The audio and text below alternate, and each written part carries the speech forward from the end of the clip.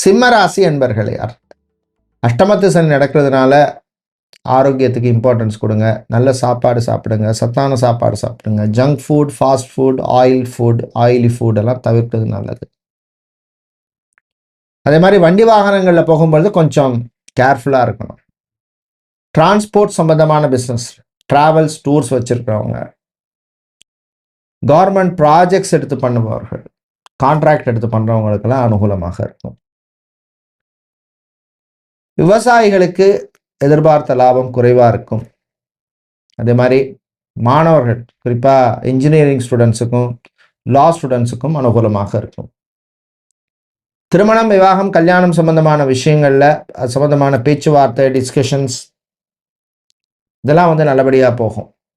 நீங்கள் நல்ல பலனை பெறுவதற்கு வழிபட வேண்டிய தெய்வ வழிபாடு சிவபெருமான் வழிபாடு, சிறப்பான வழிபாடு.